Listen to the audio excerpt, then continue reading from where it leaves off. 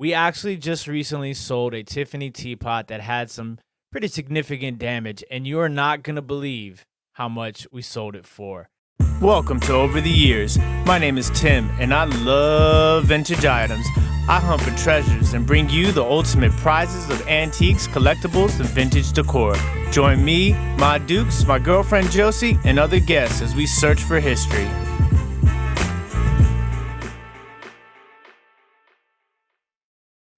Ladies and gentlemen, welcome back to Over the Years. It's me, Tim, and today we're going to go over why you should not be afraid to sell porcelain, ceramic, or glass items that have damage. We actually just recently sold a Tiffany teapot that had some pretty significant damage, and you are not going to believe how much we sold it for. So if this is your first time here at Over the Years, like I said, my name is Tim, and I am a full-time reseller. I sell on multiple platforms. That's eBay, Etsy, Mercari, Poshmark, Depop, Grailed, and now Whatnot. So we are definitely super excited about this sale. I'll give you guys a little bit of a background into how we acquired this teapot. So for those of you that don't know, my fiance and I, Josie, we go to our special little honey hole once every 2 weeks. And about a few weeks ago, they had their first quarterly sale. And basically, everything in there was either $1 or $2. And Josie actually is the one who spotted this teapot before me. Because when we get in there, we kind of split up into different areas to try and acquire as much stuff as possible, because there are tons of other people there also hunting for these treasures. So Josie found it, and she didn't even tell me until we're checking out. She's like, oh yeah, I found a Tiffany teapot. And then she puts it up, and I'm like, holy smokes, that thing is absolutely gorgeous. So we get home, and when you're in there, there's so much going on, and you have very little time. You don't really get to, to look over the items 100%. So there's tons of times we get home and we find imperfections with these items.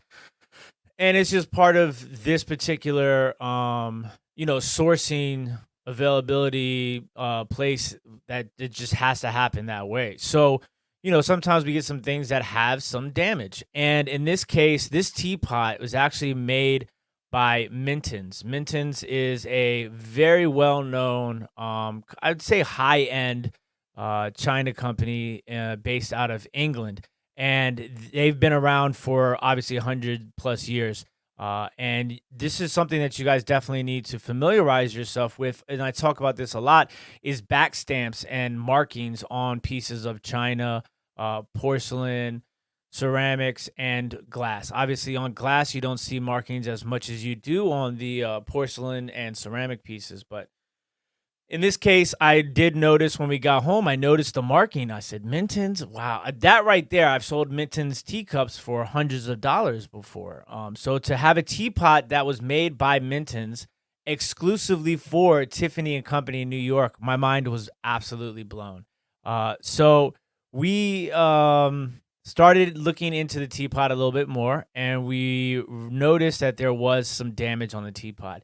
Now, this particular teapot, there's none out there that are like it. I searched, Worth Point, and I searched, obviously, current and recent solds on eBay, and there's nothing out there.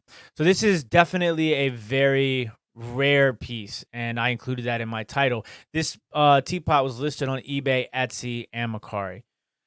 And so when we started looking into the piece further, we noticed that there was some damage to the teapot. And what I'm going to do is I'm going to put up on the screen the teapot. And you guys can see the first image, just absolutely how beautiful this teapot is. So the teapot is gold or yellow, and then it has some gold design. It's a really interesting shape. It's kind of like an oval-shaped teapot. And but it is kind of like wide in the middle of the teapot. But it is absolutely gorgeous. And we get to the damage part. You guys can see inside. And we take pictures. When we post these items, we take pictures of everything you possibly can. We always use every single picture that we possibly can. And so now we're looking at the damage here. So there is there was a giant, it's not, I mean, I shouldn't say giant, but there was a pretty significant crack that ran along one side of the entire teapot, like right in the bottom half of the teapot. Now, you can't really see the crack like to the naked eye. I mean, obviously, when you pick it up and you look into it a little bit more, you'll definitely notice it. And then also there was some damage to the handle, possibly a repair, a little bit difficult to determine, but there was a crack on both ends of the handle. And obviously, we disclosed not only this information, not only in the pictures, but also in the description of the listing. We went and I'll read you the description. It said in good pre-owned antique condition. So this was technically an antique, I believe so, which means that it was at least 100 years old, and that is based upon the dating of the Minton back stamp.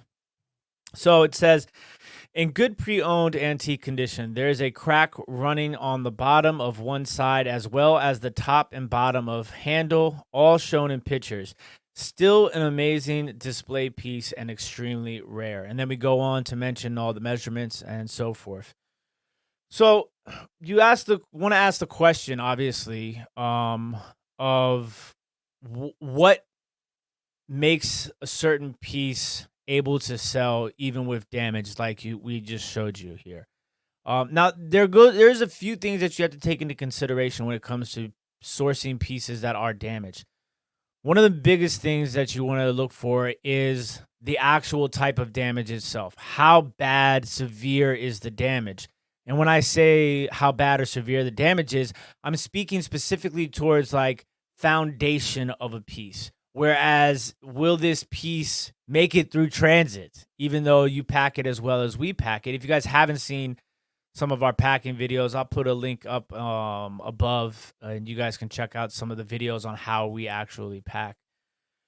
And so the severity of the damage itself is definitely very key. Now, if there's cracks and chips and dings, sometimes there's what we commonly call flea bites in the industry, which are like very, very small chips. Those are considered to be flea bites. Typically, you'll see flea bites around the rims or edges of a piece. And the second thing that's super important, obviously, is going to be where the damage is.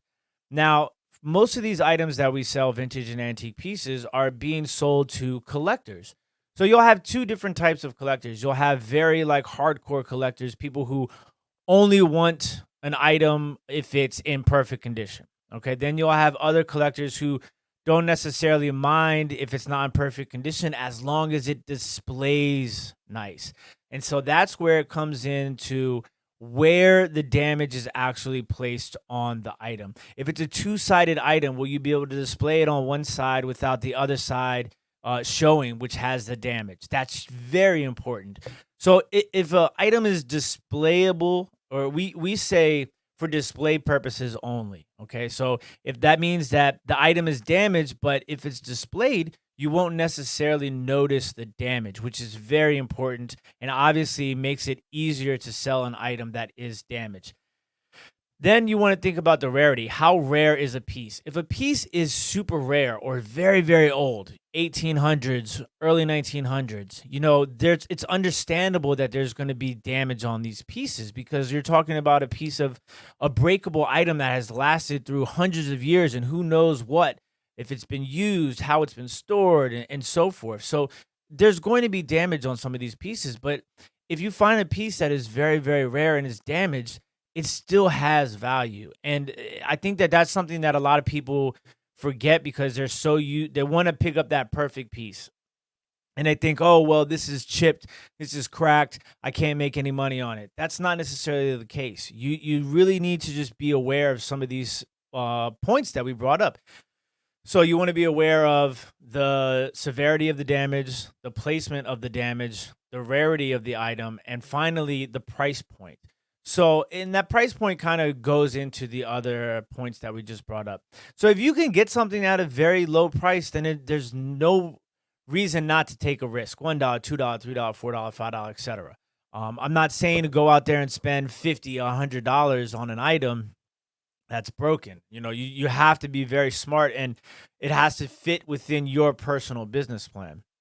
And so you have to think about, if you're looking at trying to comp an item, you look at how much something, has sold for previously that's in perfect condition. And there'll be times where you'll be able to find items that have sold that have damage. So you kind of just have to find that sort of medium range. And then in this case, this is an item that there are no other, comps. There's no other listings or sold on this item. I couldn't find this item anywhere. So we got super fortunate in this case. This is a bit of an anomaly. And so Josie and I paid $2 for this antique Minton's teapot that was made exclusively for Tiffany and Company in New York. And this teapot sold. We had the item listed for $274.99. Now, it's sold on Etsy. And on Etsy, we typically run a sale. So we list things at a certain price point where when the sale is running, that it is the lowest price that I would accept on another platform in an offer such as eBay, because Etsy does not allow an offer option. So it was on sale with a discount of $82.50. And then with shipping and sales tax, the total of the item came out to be $216.93. What's interesting is that I received more than one offer on this teapot on eBay that were pretty low offers, in my opinion, considering the rarity of the item, even though the item was damaged. So I kind of held out on accepting those lower offers because I thought that this piece was worth more money. And it sold within, probably, I think it probably took 2 to 3 weeks before it sold. And it ended up selling for full asking price on Etsy. So we were definitely excited about that. But I thought this was a good opportunity for us to explain to you guys not to be afraid to buy and sell items that are damaged. Now, obviously, you want to remember all those key points that we brought up, that what goes into an item, our thought process when we're looking at items that do have damage.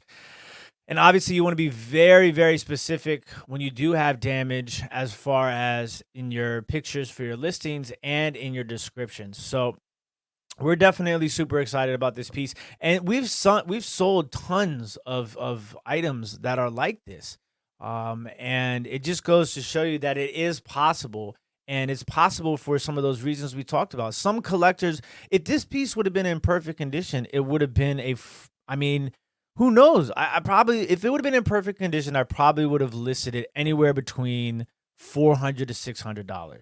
So that might help you guys a little bit to get kind of gauge an idea of where I priced it in consideration of the damage that was on the teapot. But it was an absolutely stunning teapot, gorgeous teapot. Shout out to Josie. Josie, her eye.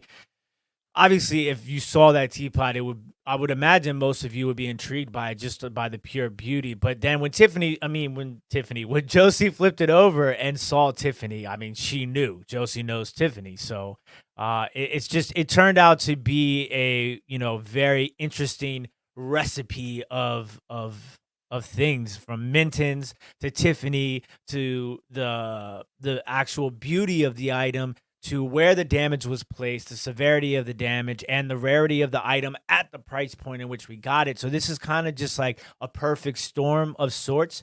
But I think I'm going to try and do more of these videos when items sell, to kind of give you guys a bit more of an insight on these items, because it's definitely something I think is overlooked by a lot of resellers in the vintage community, and resellers that are outside, especially resellers that don't necessarily sell things like this. They're already typically a little cautious about selling items like this because of shipping. So even when it's damaged, this probably makes it even more something like, I wouldn't touch that with a 10-foot pole sort of situation. And we're here to tell you that it is possible, and not to be afraid, that there is money to be made in items that are broken or damaged. So hopefully you guys learned some things today. Definitely also look into Minton's. That's just a name that you should be familiar with moving forward. They have some really valuable pieces, really gorgeous pieces. So definitely something to keep your eye out for as a reseller. And then obviously, anytime you see something that's made exclusively for somebody else, that's going to carry a little bit of value as well. And then hopefully, you guys learn some things about selling items that are damaged. And that's what we're all about here at Over the Years. We're all about trying to spread the knowledge and share the knowledge through our own experiences and things that we have learned along the way, because we are constantly always learning. And don't forget, guys, that every Monday night we do a live vintage sale here on this channel Over the Years. That's typically at 8 o'clock p.m. Eastern Standard Time every Monday night. It's a great opportunity for you guys to kind of get in here and get some items at some really low prices, whether you're a collector or a reseller. We try our best to give you guys the best deals as possible. And even if you're not buying, it's a great time to come hang out. The chat's always fun. And we try to go over in detail as much as possible the items that we're selling. And that might be an opportunity for you to pick up on some information moving forward when you're out at the flea market, yard sales, garage sales, estate sales, etc. So also, we just launched our brand new sports channel called Over the Years Sports. So definitely head over there and subscribe. I'll have links in the description of this video for you guys. But do us a favor, head over to Over the Years Sports and subscribe to our new channel. On that channel, we're going to be talking about collecting, buying, and reselling sports memorabilia, sports cards, and vintage sports apparel. So we're pretty excited about that. But we're really going to try and focus in here on making some more content, providing some value and entertainment, as always, for you guys here at Over the Years. When it comes to reselling, when it comes to vintage and antiques and everything in between, it's really it's a lot of work. We're getting closer and closer to Josie and I's wedding, so we want to thank everybody, as always, for all the love and the support. Hopefully you guys enjoyed this video. Don't forget to hit that thumbs up before you guys leave. It definitely does help us out. If you guys have any questions, make sure you guys drop those in the comments below. We always do our best to try and answer questions for you guys if you may have any. So enjoy the rest of your day, evening, morning, at whatever time you might be watching this video. And as always, YouTube, stay classy. Peace.